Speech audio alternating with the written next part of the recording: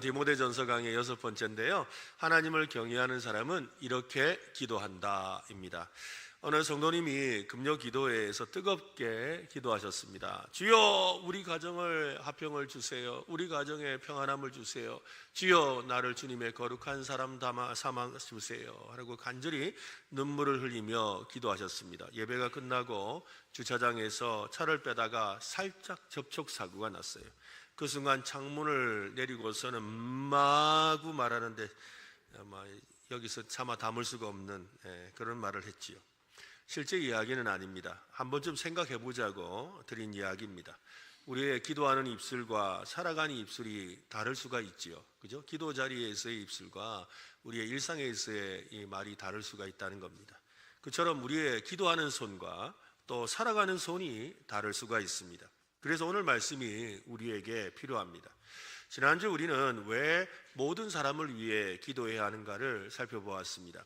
그리스도께서 자신을 모든 사람을 위해 대속물로 내어주셨음을 그 아는 성도와 교회는 자신이 좋아하는 사람을 넘어서 모든 계층과 모든 민족과 모든 권세를 위해 기도해야 한다고 했습니다. 여러분, 지난주에 말씀드렸던 이 세 사람을 품는 기도 여러분 기억하시죠? 실천해 보셨습니까? 첫째는 뭐였습니까? 내가 사랑하는 사람을 위해서, 가까이 있는 사람을 위해 기도하자 그랬습니다. 두 번째로는 내가 기도하기 어렵고 마음이 불편한 사람을 위해서, 세 번째로는 나의 관심 밖에 있는 아직 예수님을 알지 못하는 사람을 위해 기도하자라고 했습니다. 오늘 본문은 한 걸음 더 나아갑니다. 바울은 하나님께 기도하는 사람이 지녀야 될 마음과 태도에 대해서 우리에게 교훈해 주고 있습니다. 오늘 말씀을 이해하기 위해서는 당시 초대교회 예배 현장에 대한 이해가 좀 필요합니다.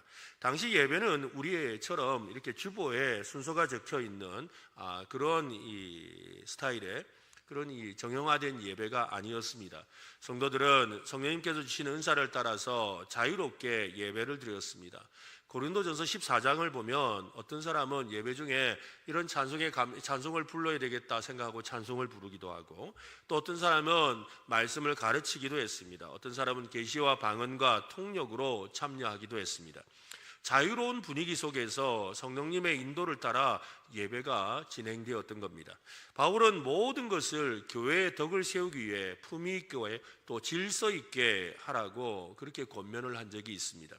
성령님께서 인도하시는 예배의 참된 표지는 그 자유함 속에서 서로가 절제하고 서로를 배려하는 사랑에 있기 때문입니다. 오늘 본문은 그런 초대교회 예배 상황을 배경으로 하고 있습니다. 바울은 디모데와 에베소 성도들을 향해 이렇게 권면하는데요. 남자들은 두 손을 들고 기도하십시오. 여자들은 단정한 차림으로 예배에 참석하십시오. 또한 조용히 배워야 합니다 라고 합니다. 이 말씀은 겉으로 보면 몇 가지 예배의 규칙처럼 보이지요. 거기다가 교회에서 여성의 역할에 대해서 지금까지 많은 오해와 논란의 소재가 되어온 본문이기도 합니다.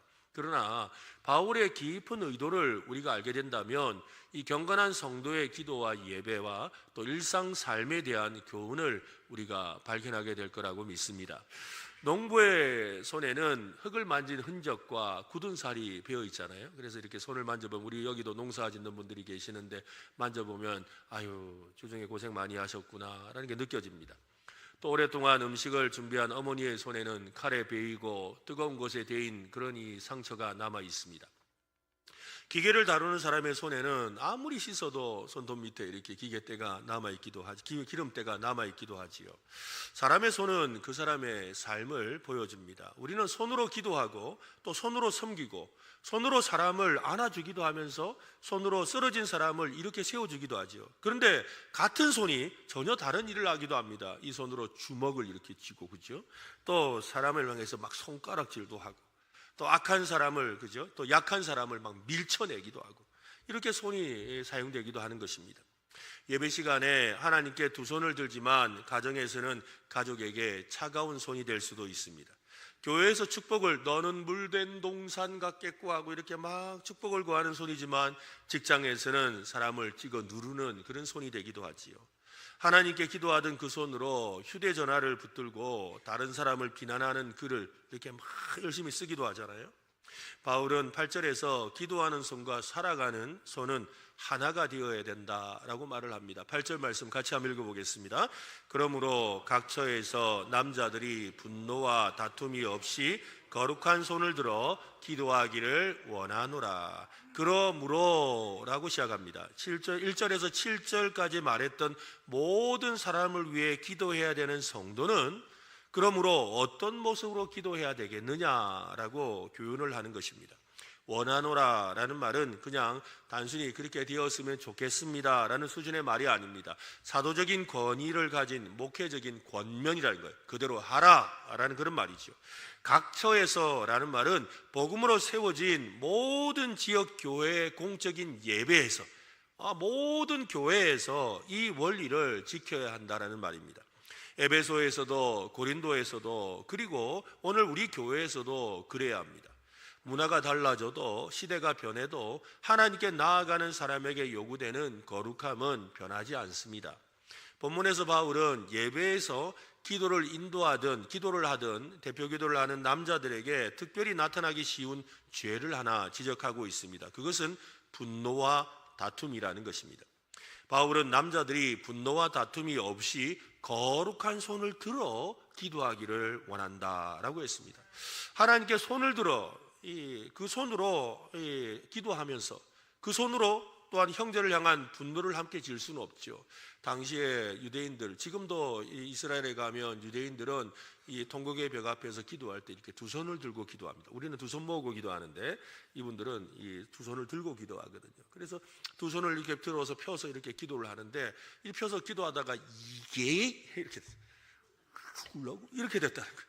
이렇게 했다는 거예요. 두 손을 들고 기도하던 그 손으로 펴서 이렇게 기도하는 그 손으로 주먹을 쥐고 이게 이렇게 하는 다툼, 분노와 다툼의 손이 된 것에 대해서 말하는 것이죠. 기도는 분노를 하나님 앞에 내려놓고 화해를 구하는 은혜의 자리입니다. 시편 기자는 하나님 앞에 나아갈 수 있는 사람에 대해서 누구냐라고 질문을 합니다. 시편 24편에 보면 여호와의 산에 오를 자 누구며 그의 거룩한 곳에 설 자가 누구인가? 4절 읽어볼까요? 곧 손이 깨끗하며 마음이 청결하며 뜻을 허탄한 데에 두지 아니하며 거짓 맹세하지 아니하는 자로. 손이 깨끗한 사람이다. 손이 깨끗한 사람이라는 거예요. 이사야 시대의 백성도 하나님을 향해 그 손을 들고 기도를 했습니다. 그들은 많은 기도를 드렸어요. 그러나 하나님께서는 그들의 기도를 받지 않겠다라고 하세요. 이사야 1장 15절에 보면 너희가 손을 펼 때에, 그죠? 손을 펴서 기도할 때에 내가 내 눈을 너희에게 가리고 너희가 많이 기도할지라도 우리가 하나님 앞에 두 손 들고 이렇게 기도하는데 하나님 어떻게 하셨다고요? 하나님이 눈을 가려버리신대요. 그리고 많이 기도할지라도 내가 듣지 아니하리니 이는 너희 손에 피가 가득합니다. 그 손이 좋지 못했다라는 거예요.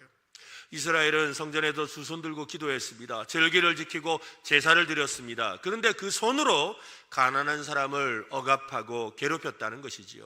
하나님은 그 손을 보시고 말씀하세요. 그 다음 절에 보면 너희는 스스로 씻으며 스스로 깨끗하게 하며 내 목전에서 너희 악한 행실을 버리며 행악을 그치고, 손을 깨끗이 하라는 거예요.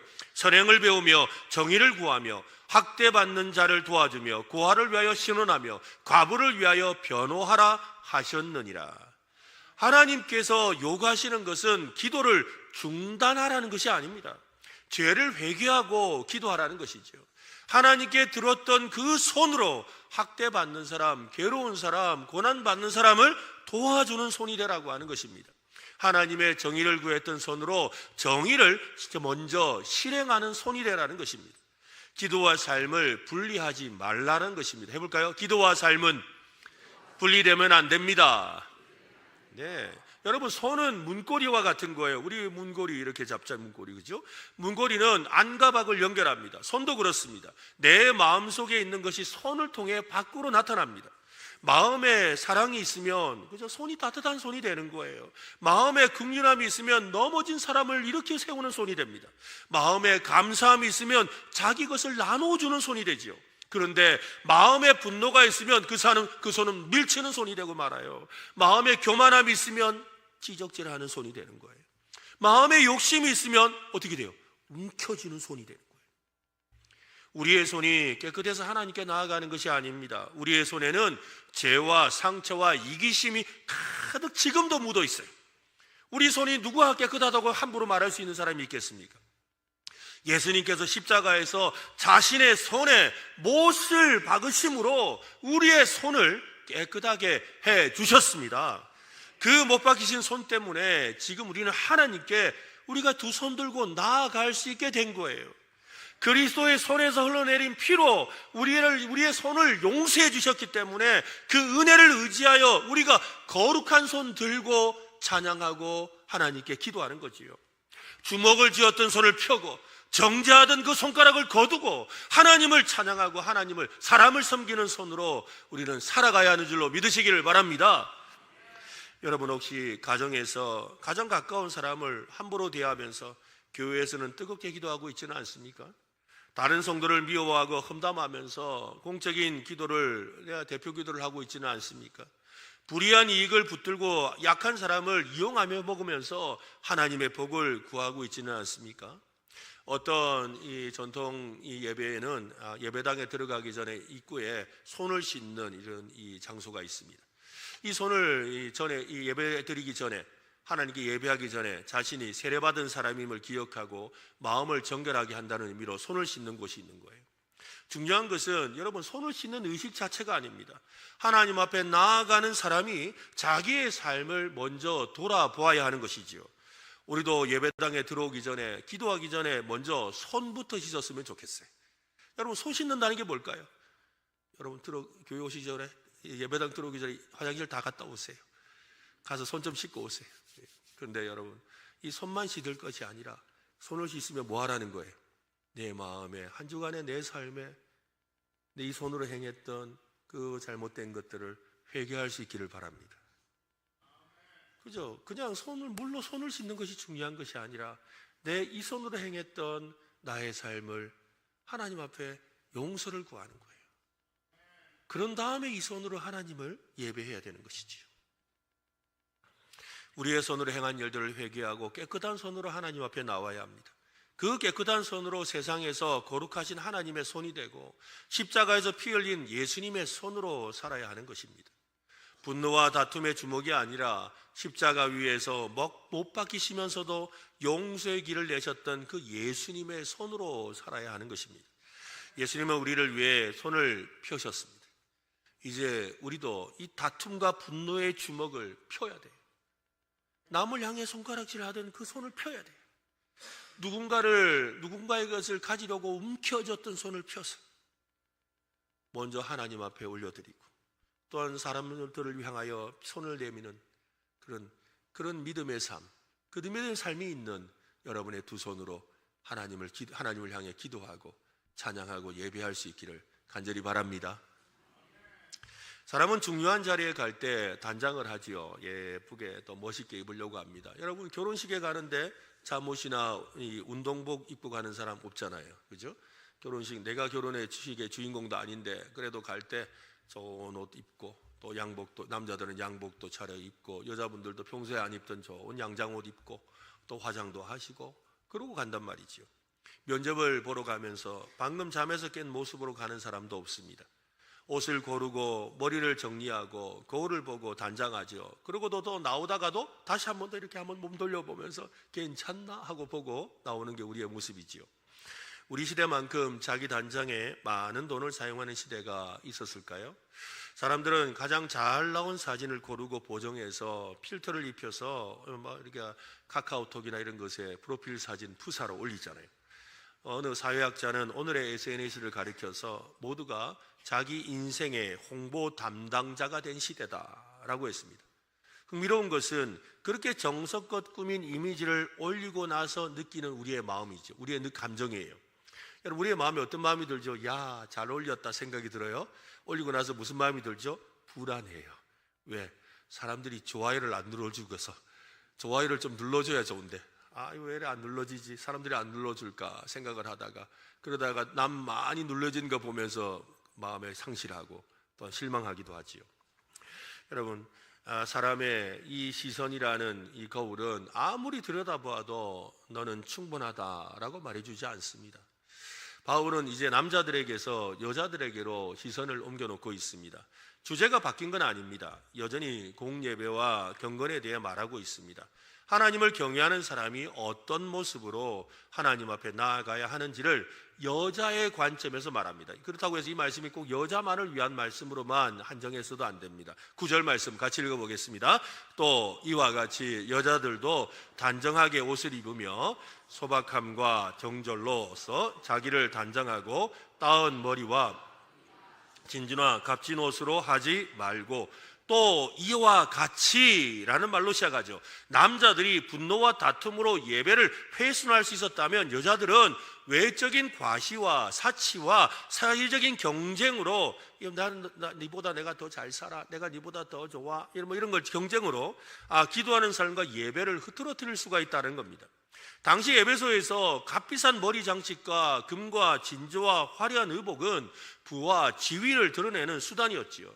예배당 안에서조차 누가 부유하고 아름답고 영향력 있는지를 겨루는 경쟁의 그런 장소가 되고 있었다는 것입니다. 베드로도 이 여자들이 단정해야 된다는 것에 대해서 동일한 말을 합니다. 베드로전서 3장에 보면 너희의 단장은 머리를 꾸미고 금을 차고 아름다운 옷을 입는 외모로 하지 말고 오직 마음에 숨은 사람을 온유하고 안정한 심령에 썩지 아니할 것으로 하라. 이는 하나님 앞에 값진 것이니라. 하나님 앞에서 값진 것이다 라는 표현에 우리가 주목해야 합니다. 시장이나 백화점에서 값진 것과 하나님의 눈에 값진 것이 다르다는 말입니다. 하나님이 보시는 눈이 다르다는 거예요. 성경은 외모를 가꾸는 것 자체를 정죄하지 않습니다. 여러분, 교회 오실 때 옷 잘 입고 오세요.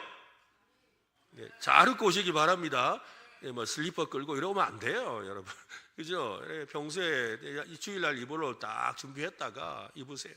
새 옷 사면 여러분 주일날 먼저 입으세요. 네. 양말도 새 양말 주일날 신고 오세요. 네. 그렇게 해야 돼요. 하나님 앞에 오는데 우리의 마음을 단정하고 와야 되죠. 그 마음의 단장이 옷차림으로 나오는 겁니다. 그러니 남자분이든 여자분이든 그죠? 잘 차리고 오세요. 그래서 이렇게 차리고 오는 거 중요한 거예요. 요즘에는 그죠, 옛날에는 남자분들 같으면 주일날 그죠, 큰 넥타이 매고 이렇게 양복 입고, 또 여자분들 같은 경우는 평소에 안 입던 옷을 입고 이렇게 오시잖아요. 그런데 요즘에는 이제 단장이라는 의미가 참 많이 달라졌어요. 그래서 꼭 이렇게 정장을 안 입더라도 이렇게 할 수 있으니까 하여튼 좋은 옷, 평소에 안 입던 옷 입고 오셔야 되는 거지 뭐. 오늘 아침에 급하게 나온다고 막 그냥 운동하러 가던 옷 입고 그러고 오시면 안 돼요. 왜? 하나님 만나러 오는 일이니까. 하나님 만나러 오는 일이에요. 그러니까 잘 입고 오세요. 그렇지만 그 잘 입고 오는 목적이 어디에 있는지를 생각하라는 거예요.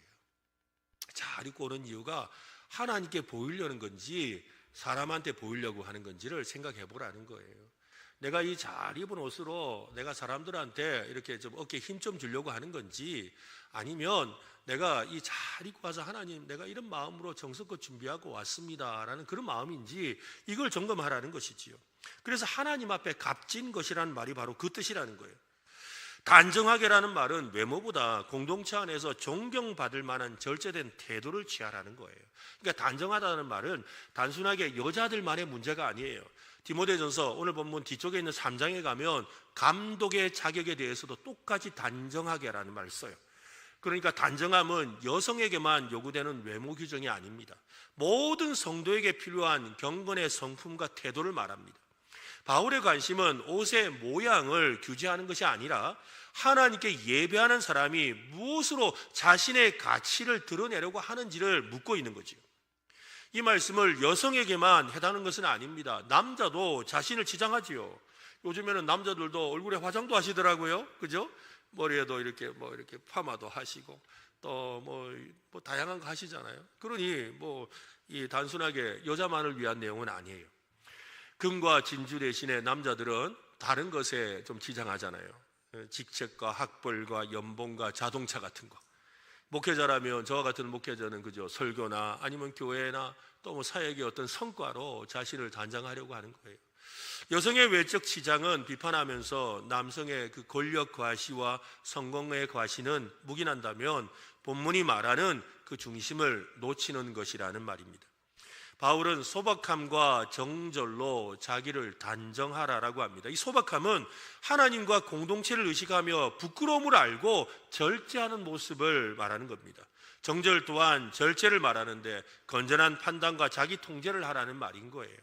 성도의 가치는 외모나 능력이 아니라 그리스도께서 치르신 값으로 결정되는 거예요. 그러니까 내가 얼마짜리 옷을 입었냐로, 얼마짜리 차를 타느냐로, 얼마짜리 신발을 신었느냐로, 얼마짜리 물건을 들고 있느냐로, 핸드백을 들고 있느냐로 내 인생의 가치가 정해지는 게 아니라 우리는 예수 그리스도로 정해지는 인생입니다.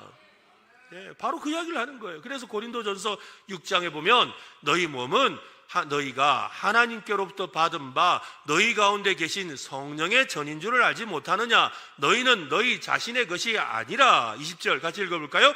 값으로 산 것이 되었으니 그런즉 너희 몸으로 하나님께 영광을 돌리라. 성도는 그리스도께서 자신의 피로, 그리스도의 피로 사신 사람들이에요.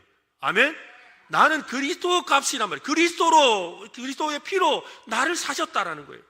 이미 그리스도 안에서 하나님의 자녀로 받아들여짐을 받았습니다.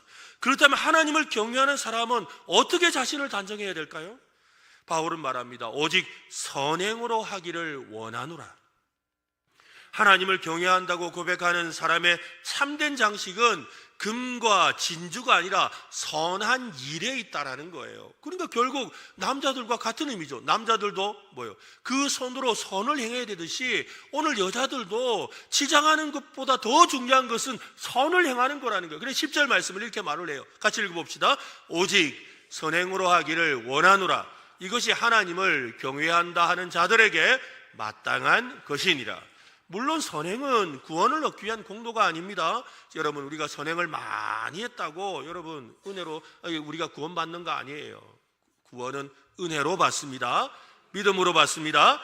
그죠? 그러나 선행은 이미 받은 그 구원받은 사람들에게 나타나는 삶의 열매인 거예요. 그래서 저 사람 예수 믿고 구원받은 사람이냐 아니냐를 알 수 있는 그 증거 중에 하나가 열매로 알 수 있는데 그 열매가 선행에 있다라는 거예요. 예배 드리기 위해 몸을 단장하듯이 선행으로 삶을 단장해야 하는 것입니다. 사도행전 9장에 나오는 다비다라는 여인을 한번 생각해 보세요. 성경은 그녀를 선행과 구제하는 일이 심히 많았다라고 소개합니다. 그녀가 죽었을 때 과부들이 베드로 앞에 서서 다비다가 지어준 그 속옷과 겉옷을 보며 막 울었어요. 베드로님 이것 보세요. 이 옷요 다비다가 지어준 옷이에요. 우리는 옷 살 돈도 없고 옷 지어 입을 옷감도 없는데 아니 다비다가 우리를 위해서 속옷도 해줬고요, 이 옷도 지어줬어요, 이렇게 만들어줬어요 하면서 그렇게 울면서 그를 이렇게 이야기를 칭찬했던 것이지요. 다비다를 아름답게 한 것은 금과 진주가 아니었습니다. 그녀의 손에 남아있던 선행이었던 거지요. 근데 이 선행의 놀라운 결과를 성경은 이렇게 말을 합니다. 계시록 14장 13절에 보면 또 내가 들으니 하늘에서 음성이 나서 이르되 기록하라. 지금 이후로 주 안에서 죽은 자들이 복이 있도다. 오늘 우리가 예수 그리스도를 믿고 죽으면 복이 있습니다. 천국의 영생을 누리는 줄 믿으시길 바랍니다. 하심에 성령이 이르시되 그러하다, 맞다. 성령님이 맞아 라고 했다는 거예요. 그들이 수고를 그치고 쉬리니, 이 땅에서 수고하고 애쓴 것을 그치고 저 하늘에서 쉬게 될 거라는 거예요. 이는 그들의 무엇이 따른다? 행한 일이 따름이라. 행한 일이 뭐예요? 이 땅에서 행한 선한 일, 이 땅에서 행한 그 선행이 천국에서 따른다는 거예요. 왜 따르는 거예요? 그것이 상이 된다라는 거예요. 우리가 구원받는 건 은혜로 받습니다. 그러나 상은 오늘 이 땅에서 우리가 행한 행실로 상을 받는 줄로 믿으시기를 바랍니다. 오늘 우리의 예배가 외적인 단장을 넘어 선행의 향기로 하나님께 올라갈 수 있기를 바랍니다. 오늘 우리의 기도가 입술에 머물지 않고 사랑의 행동으로 이어져야 합니다. 여러분, 여기 계신 자매 여러분, 자신의 영혼과 선한 일로 삶을 단장하는 일에 힘쓰시기를 바랍니다. 여기 계신 형제 여러분, 장차 받게 될 영광스러운 상을 바라보며 작은 일에도 충성하고 섬기는데 힘쓰시기를 바랍니다. 하나님을 경외하는 사람은 선행으로 자신을 단장하고 하나님께 나아가는 사람입니다. 그 아름다움으로 교회와 가정과 세상을 밝히는 기도를 하는 저와 여러분 되시기를 간절히 바랍니다.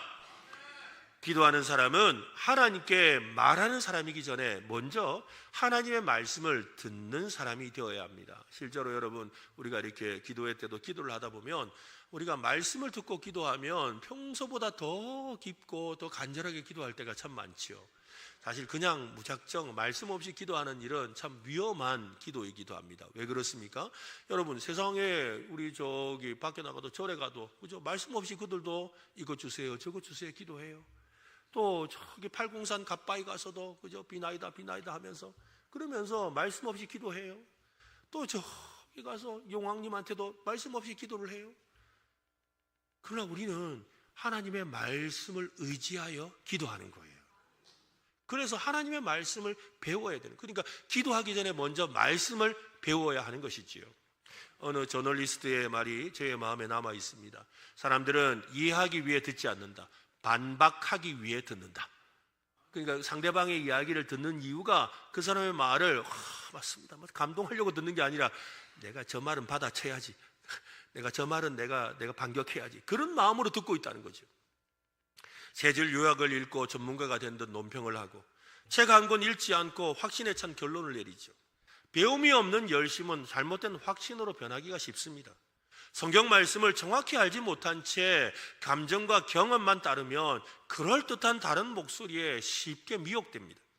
배우지 않은 사람도 위험하고 또한 그 배운 것을 알고도 침묵하는 사람도 위험한 겁니다. 이 성경을 좀 이해해야 됩니다. 그 속에서 모든 시대를 관통하는 원리를 발견해야 되는 것이지 이걸 그대로 오늘 이 시대에 적용하는 것은 조심스럽습니다. 그래서 우리 오늘 말씀을 우리가 이전에 들었던 선입견과 편견을 좀 내려놓고 여러분이 들으셔야 돼요. 11절 말씀 한번 같이 한번 읽어보겠습니다. 같이 시작. 여자는 일체 순종함으로 조용히 배우라. 이 말씀 우리 자매님들 많이 들었잖아요, 그죠? 그래서 교회에서 여자들은 조용해야 돼, 말하면 안 돼요. 그저 조용하세요, 말하고 그러면 안 돼요. 그런 이야기를 우리가 참 많이 했거든요. 당시 유대 사회와 헬라 사회에서 여성이 정식으로 말씀을 배우는 일이 흔하지가 않았습니다. 물론 우리나라도 그런 것 같아요. 이 과거에는 여자들은 교육에서 배제되어 있었거든요. 글을 몰라요. 우리나라도 당장 생각해 보세요. 선교사님들이 왔을 때, 그때 당시에 처음 선교사님들이 왔을 때 우리나라 여자들 글 몰랐잖아요. 그래서 교회 가면 글도 가르쳐주고 그죠? 성경도 배우고 그러면서 여자들이 글을 알게 되는 거예요. 그래서 여러분, 선교사들이 와서 우리나라에 와서 학교를 주로 어떤 학교 세웠어요? 여자 학교 세웠잖아요. 대체로 여자 학교. 남자 학교가 아니라 여자 학교를 세웠어요. 왜? 여성들이 이 교육에서 배제되어 있었으니까. 그래서 글을 가르쳐주고 성경을 배우게 하는 일을 했던 것이죠. 당연히 바울 시대도 당연히 그랬던 거예요. 여자들이 성경을 잘 몰라요. 왜? 글을 모르니까. 알 수가 없는 거죠. 이런 상황에 있었다라는 것입니다. 그래서 여성들을 말씀 교육에서 배제하지 말고 적극적으로 배우게 하라라는 이런 말이라는 거예요. 그래서 조용히라는 말은 소란과 자기 주장을 내려놓고 질서 있고 안정된 태도로 먼저 배우라는 거예요. 일체의 순종함으로라는 말은 하나님의 말씀과 그 말씀에 따라 세워진 교회의 정당한 질서 안에서 순종하는 마음으로 배우라는 거지요. 12절 말씀이 또 대략 난감합니다. 여자가 가르치는 것과 남자를 주관하는 것을 허락하지 아니하노니 오직 조용할지니라. 이 말씀 때문에 여자는 하여튼 말하지 마 막 이렇게 교회에서 가르치기도 하는 거죠. 그런데 이 말씀의 바른 뜻을 이해해야 된다 이 말인 거예요. 여기서 가르치는 것과 주관하는 것이라는 표현은 디모데전서에서 전체의 흐름과 교회의 질서 속에서 이해할 필요가 있습니다. 여성이 교회 안에서 이 말하거나 성경을 가르치는 일을 해서는 안 된다는 말이 아닙니다. 실제로 그때 당시에도 여자들이 어떻게 해요? 예언의 말씀을 받아서 예배 중에 말을 했거든요. 그걸 하지 말라는 말이 아닙니다. 성경 전체를 보면 여성들은 하나님의 나라 안에서 귀하게 쓰임을 받아왔습니다. 구약 성경의 드보라는 이스라엘의 사사로 섬겼잖아요. 세상에 남자가 없어서 여자가 사사가 되었어요. 훌다라는 선지자는 말씀을 전하는 여자 선지자였습니다. 브리스길라는 남편 아굴라와 함께 당시에 성경에 대해서 해박한 지식이 있던 아볼로를 가르치는 여자 선생님이었어요. 디도서에서는 나이 많은 여성들이 젊은 여성들을 가르치라고 합니다. 여성은 자녀를 가르치고 다른 여성과 다음 세대를 가르치는 것으로 복음의 진리를 나누고 섬길 수가 있는 것입니다. 바울이 말하는 것은 교회의 직분에 관한 것이에요.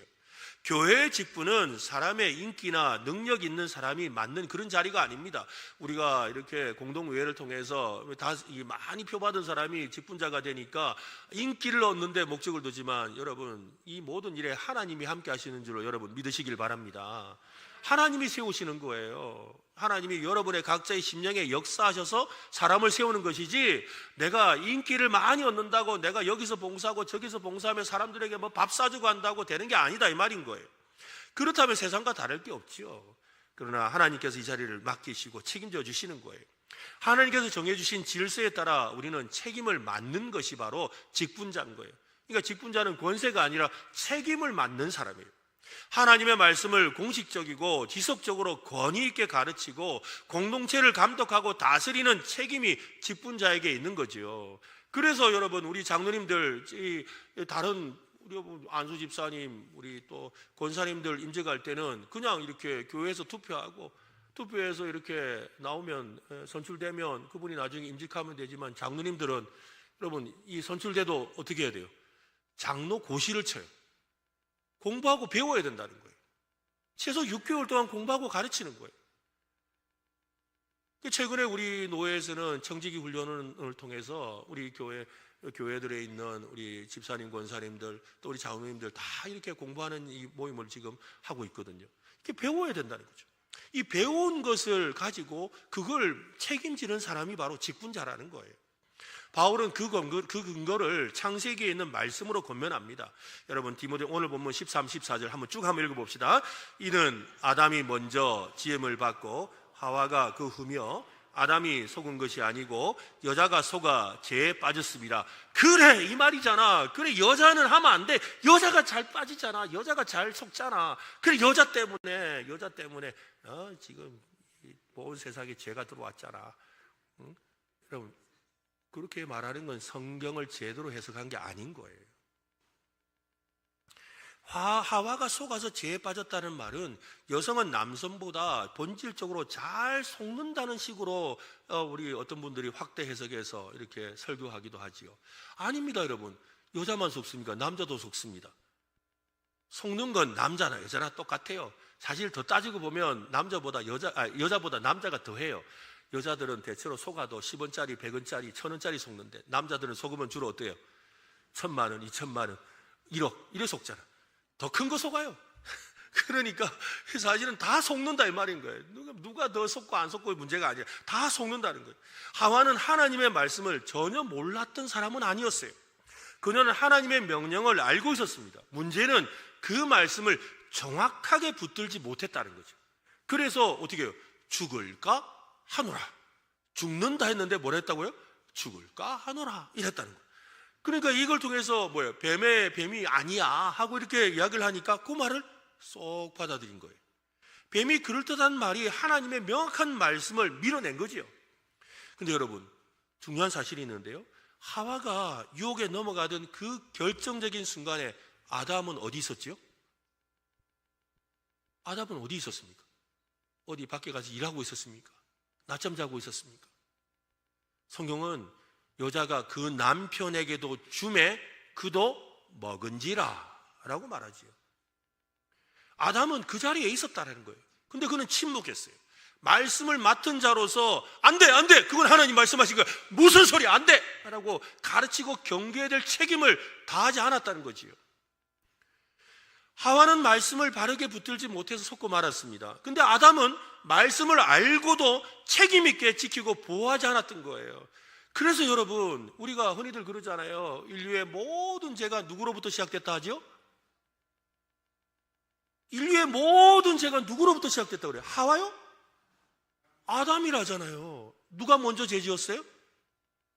하와가 지었는데 누구의 죄라 하죠? 아담의 죄라고 그래요. 말씀을 맡은 자의 죄가 크다는 거예요. 15절은 아주 어려운 말씀이거든요. 해석상 여러 견해가 있는 말씀입니다. 한번 보십시오. 그러나 여자들이 만일 정숙함으로써 믿음과 사랑과 거룩함에 거하면 그의 해산함으로 구원을 얻으리라. 해산함으로 구원을 얻는다라는 이 말은 여자가 아이를 낳는 행위로 구원을 받는다? 이런 말로 오해되면 안 됩니다. 그렇게 만약에 오해한다면 여자는 애를 낳아야 구원을 받는구나, 이 말로 생각하면 애 못 낳는 여자, 결혼 안 한 여자는 구원 못 받아요, 천국 못 가요. 그 이야기를 하는 게 아닙니다, 여러분. 이 말의 뜻을 잘 이해해야 되는 것입니다. 구원은 오직 은혜로, 오직 믿음으로 예수 그리스도를 통해 주어집니다. 그래서 정숙함으로써 믿음과 사랑과 거룩함에 거하면 이라는 말씀을 먼저 이해해야 되는 거죠. 구원받은 믿음이 맺는 열매에 관한 것이라는 거예요. 그러니까 참된 믿음은 어떻게 해요? 계속해서 지속되는 거예요. 참된 믿음은 사랑을 낳습니다. 참된 믿음은 우리로 하여금 거룩함을 추구하게 만든다는 거예요. 참된 믿음은 절제의 열매를 맺게 하는 거죠. 해산하는 고통과 같은 그런 어려움과 박해 속에서도 예수 그리스도를 믿는 믿음과 사랑과 거룩함과 절제 안에서 말씀을 지키고 말씀대로 살아가는 사람이 결국 구원의 소망에 이르게 된다는 말인 거예요.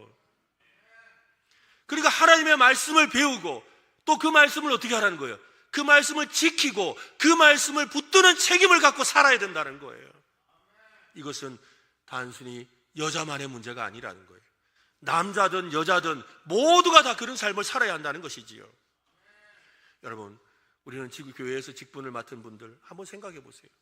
직분을 받기 위해서 어떤 분들은 열심히 교회 양육 훈련을 받아요. 근데 직분 받고 나면 공부를 안 해요. 사실은 직분을 맡고 난 뒤부터 더 공부해야 돼요. 더 배워야 돼요. 권사 되려고, 안수 집사님 되려고, 장로 되려고 열심히 교회 양육은 받고는 끝나고 나면 남을 알아요. 아닙니다, 여러분. 배워야 돼요. 여러분, 우리 교회에서 해마다 2번 성경 통독 하잖아요. 성경 통독에 오시면 성경 66권에 대해서 해설을 해주고 그 성경과 같이 이렇게 읽고 하는 시간을 갖잖아요.